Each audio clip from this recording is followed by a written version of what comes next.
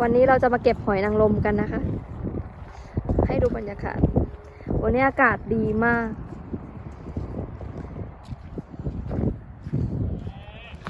คนเก็บที่1 2แล้วก็3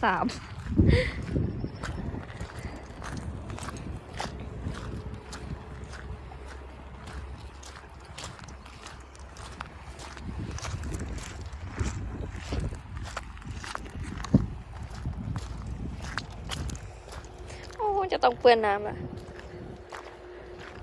โอเค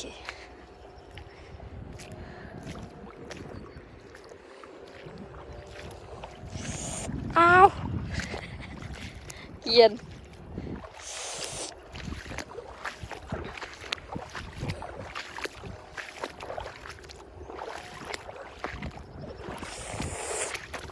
ไม่ค่อยเท่าไหร่เราได้ทำการใส่ถุงมือเรียบร้อยแล้วนะคะเพื่อที่จะได้จับหอยนางรมโอ้ยน้ำใสแล้วก็เย็นมากนี่คือหอยนางรมนะคะโอ้ยมีทั้งตายแล้วก็ยังไม่ตายเต็มเลยเย็นเท้ามากมันเย็นเท้ามากเลยแม่เอ้ยน้ำเย็นมากโอ้ยซากลมแรงอยู่นะคะลมเย็นอยู่ถ้าไม่มีแดดเนี่ยตายโอ้ย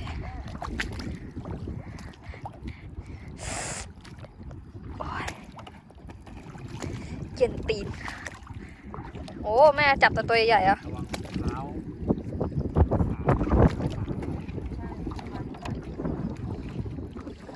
อ๋อได้ปูมาด้วยเหรอไหนแม่ดูจะถ่ายอ๋อได้ปูมาด้วยเห็นไหม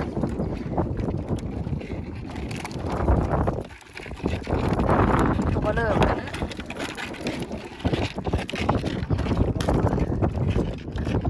หามาได้ละ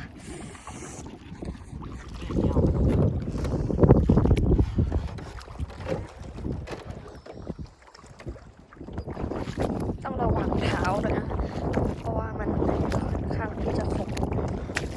เดี๋ยวเรามาลองหากันนะโอ้ยหนาว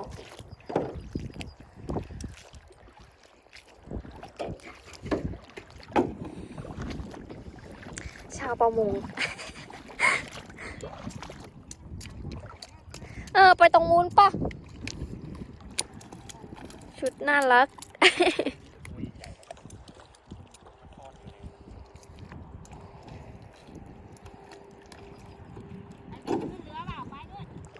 ขึ้นเรือเหรอก็ดีนะ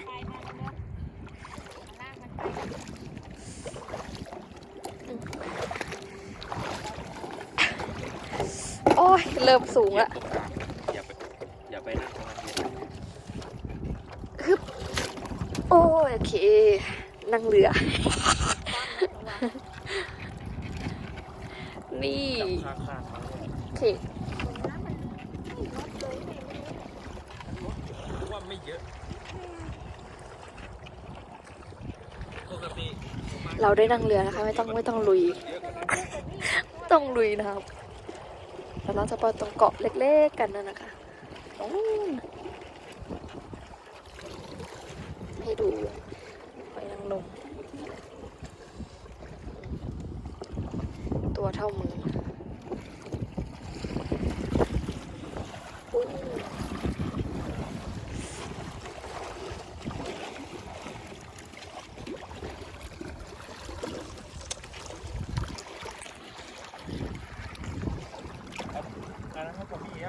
ให้แล้วคุณจะจับดีๆ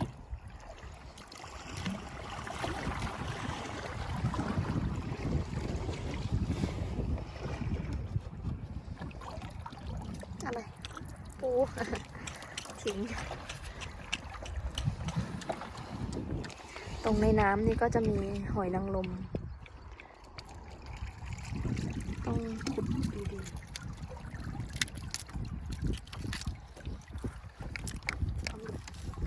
มีหอยอย่างอื่นด้วย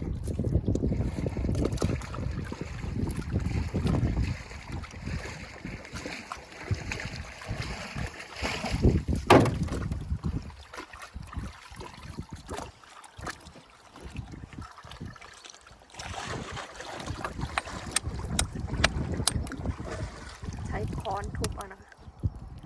เพราะมันมีก้อนหินติดแล้วก็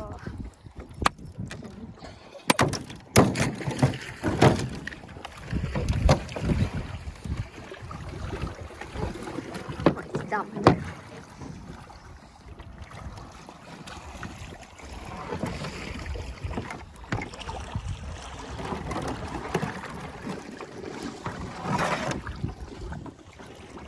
ใกล้ถึงแล้วเกาะเงียบมากไม่มีคนเลย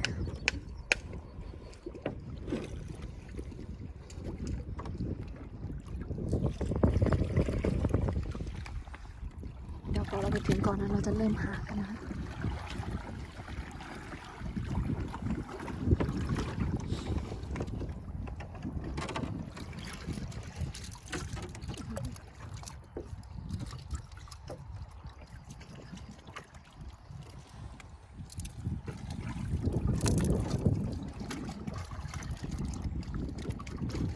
ให้ดูหน่อยอยู่ใต้น้ำ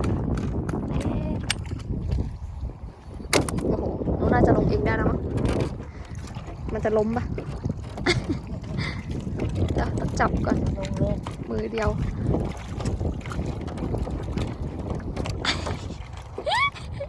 ไม่กล้าลง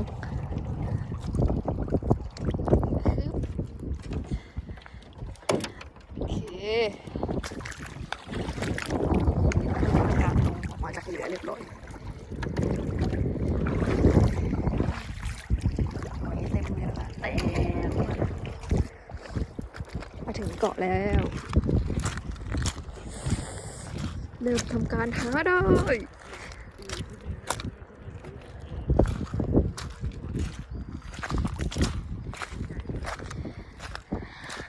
กล้องอาจจะสั่นหน่อยหรือว่าลมอาจจะแรงอะไรยังไงก็ขออภัยด้วยนะคะ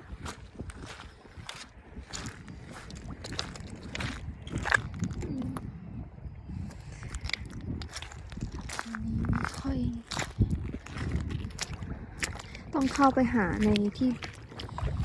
มีน้ำหน่อยโอ้ยหนักวายก้อนหินติดเราจะไม่เอาเต็มเลยนะคะโอ้โหหอยเต็มเลือกตัวไหนได้ดี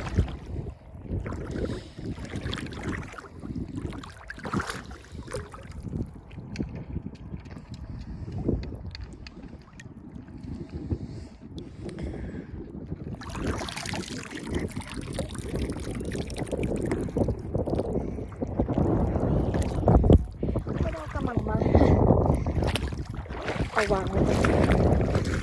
ตรงนี้ก่อน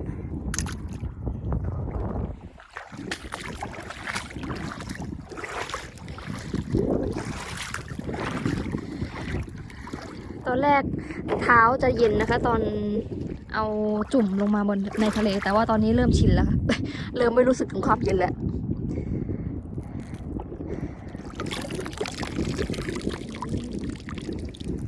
หอยติดเดี๋ยวเราจะเอาออก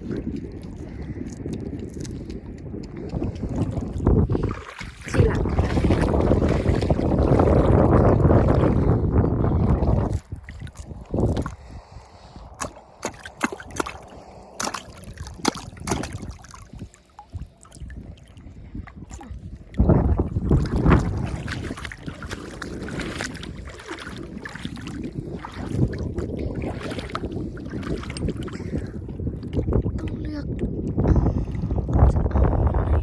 ตัวที่เปิดแล้วก็ตายแล้ว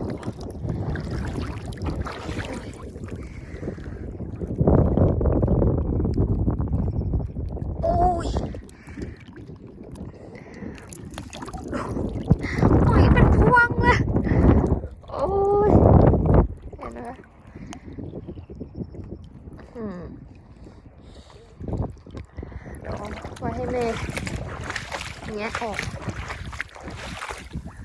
วางรวมกันหน่อยกัน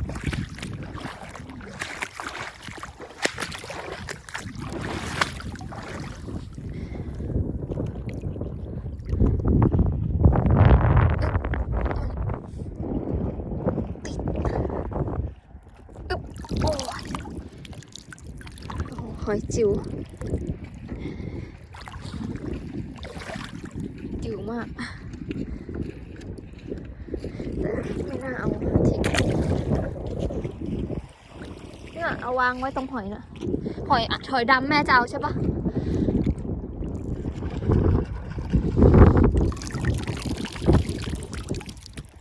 แม่จะเอาหอยดำไม่ใช่เหรอ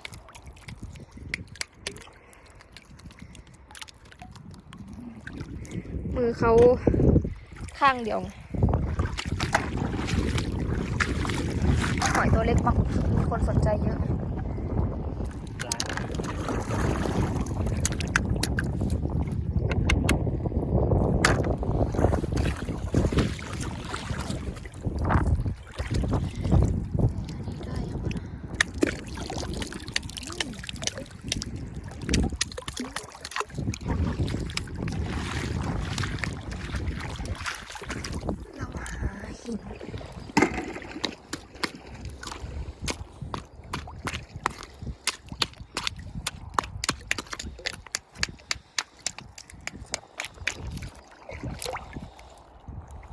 หินท็อปติด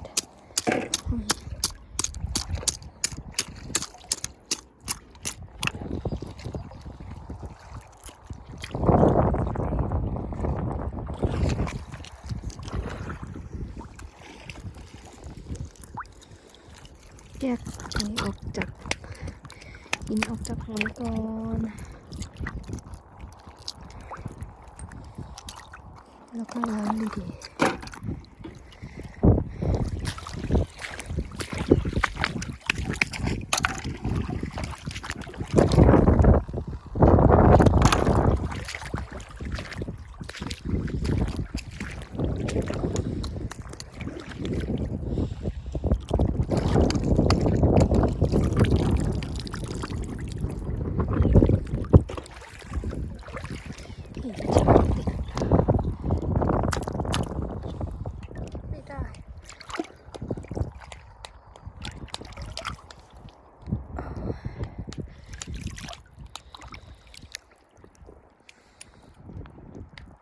เนี่ยดูดิหินติดเต็มเลยเห็นไหมคะภาพไม่ดีต้องขออภัยด้วยเพราะว่าถือไปจับไปโหหินเต็มโอ้ย